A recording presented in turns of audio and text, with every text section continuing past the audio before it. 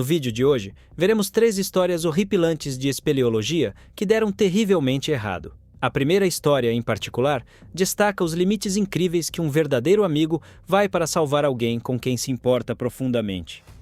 Mas esse amor será suficiente? E para os outros 2? Bem, eles são ainda mais dolorosos de assistir. Como sempre, a discrição do espectador é aconselhada. Em março de 1997, 2 amigos, Andrew e Attila, planejaram uma expedição de espeleologia. A expectativa estava crescendo há semanas. Eles estavam planejando sua viagem para Real Well, no Tennessee, com crescente entusiasmo, ansiosos para enfrentar a emoção de descer seu infame poço de entrada de 160 pés.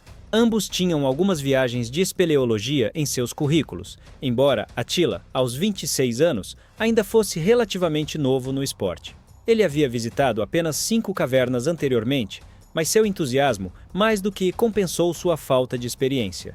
Andrew, 32 anos ou mais experiente, assumiu a liderança no planejamento, e eles se sentiram confiantes de que tinham o necessário para lidar com o que quer que a caverna jogasse contra eles. Ou assim pensavam. A manhã de 18 de março chegou com céu nublado e uma garoa persistente. Ao se aproximarem da entrada da caverna, eles puderam ouvir o rugido ameaçador da água caindo em cascata no poço, mais alto do que o esperado. Andrew fez uma pausa, olhando para Attila, que estava ao lado das cordas e equipamentos que eles tinham colocado na boca da caverna. Eles tinham suas roupas de mergulho no carro, mas olhando para o clima e o ar frio ao redor deles, nenhum dos dois pensou que precisaria delas. A decisão de deixar essas roupas de mergulho para trás se tornaria um dos muitos erros críticos. Apesar da intensidade da cachoeira, eles seguiram em frente. Sua excitação, talvez arrogância, entorpeceu seus instintos de reconsiderar. Eles amarraram suas cordas diretamente no caminho da cachoeira, sabendo que ficariam molhados, mas subestimando a rapidez com que o frio os alcançaria. Attila, na pressa, não trouxe um capacete, outro descuido crucial. Mas, na hora, a emoção da descida superou os pensamentos de segurança. Andrew desceu primeiro, sentindo a picada da água fria batendo em suas costas enquanto deslizava mais fundo no poço. A cachoeira era implacável, uma torrente caindo ao redor dele, encharcando suas roupas e pele. Quando chegou ao fundo, ele já estava gelado até os ossos. Attila o seguiu logo depois, a água batendo ainda mais forte, fazendo a corda parecer uma serpente escorregadia entre suas mãos enluvadas. Dentro da caverna, o ar estava denso de umidade, as paredes úmidas e brilhantes à luz fraca de seus faróis. A caverna era linda, mas o frio os corroeu desde o início. Depois de apenas 30 minutos explorando, Attila começou a se sentir desconfortável. Seu corpo estava tremendo, seus dentes batendo incontrolavelmente enquanto o frio penetrava mais fundo. Andrew, não posso ficar aqui embaixo, disse Attila, sua voz tensa e fraca, o desconforto aparente. Acho que preciso sair. Andrew assentiu, entendendo que as coisas estavam rapidamente indo para o sul. Tudo bem, vou preparar as cordas, ele disse, sua voz firme apesar de seu próprio desconforto. Mas a cachoeira continuou a rugir, e até mesmo suas mãos, treinadas por anos de experiência, estavam começando a enrijecer de frio. Attila montou seu sistema de escalada rapidamente, rápido demais em retrospecto. Sua configuração consistia em um arnês de assento comercial e um arnês de peito amarrado à mão. Inexperiente como era, ele confiou em um ascensor com cabo de Pitzel, que é projetado para segurar a corda enquanto os escaladores sobem com uma tipóia de rabo de vaca, prendendo-a ao seu arnês. Infelizmente, seu rabo de vaca era muito longo, o que logo significaria um desastre. Ele também usou um shunt Pitzel, um dispositivo mecânico que deveria ser um dispositivo de segurança de backup, mas também complicaria as coisas. Para piorar a situação, Attila havia armado uma corrente de 6 mosquetões sem trava para conectar seu ascensor de assento ao seu arnês. Outra improvisação perigosa. Andrew notou a configuração apressada e confusa, e pensou em dizer algo, mas antes que pudesse, Attila já estava na corda, começando sua subida.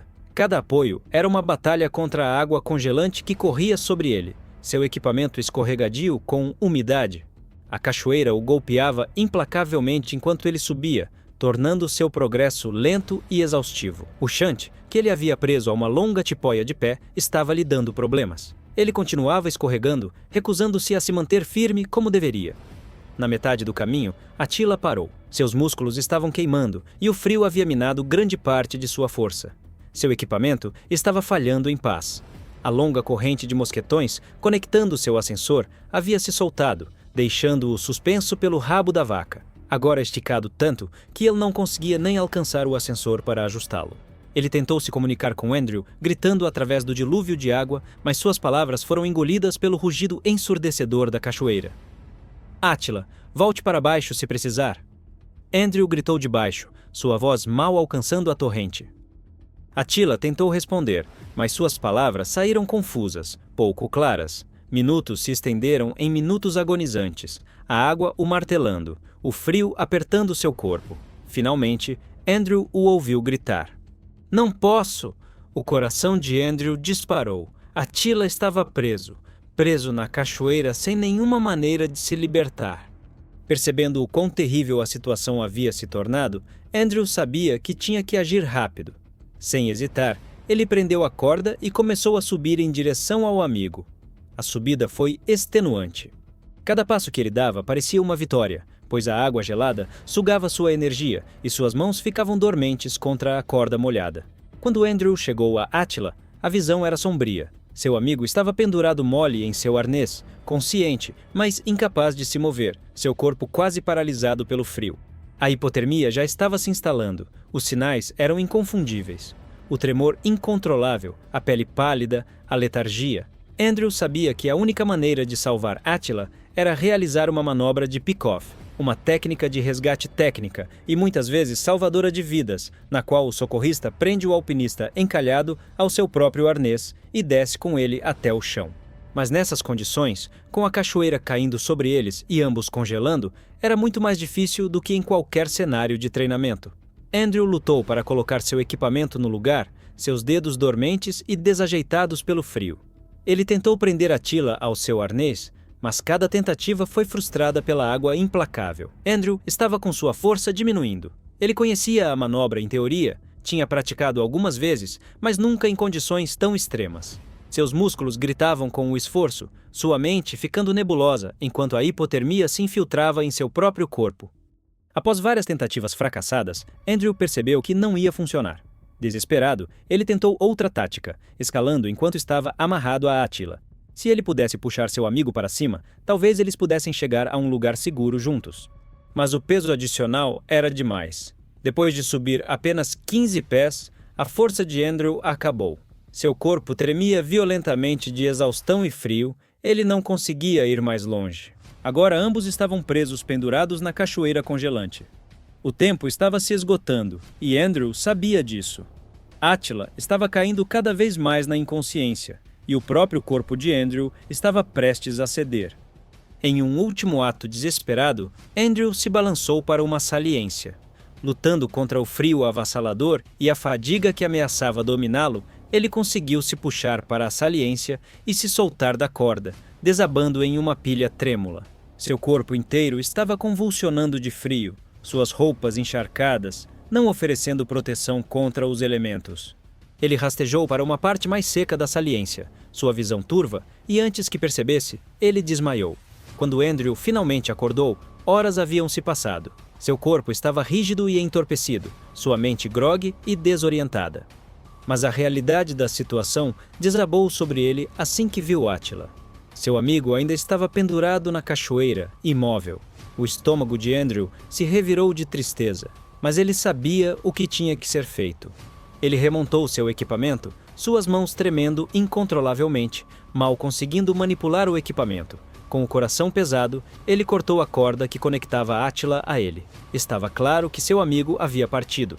Andrew fez a escalada agonizante para fora da caverna sozinho, cada passo preenchido com o peso do que havia acontecido.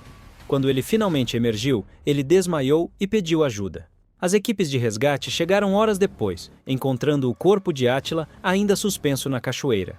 Um médico no local confirmou o que Andrew já havia dito. Attila sucumbiu à hipotermia horas antes. Seu sistema de escalada improvisado, o frio e as condições adversas foram demais. Olhando para trás, ficou claro que erros foram cometidos desde o início.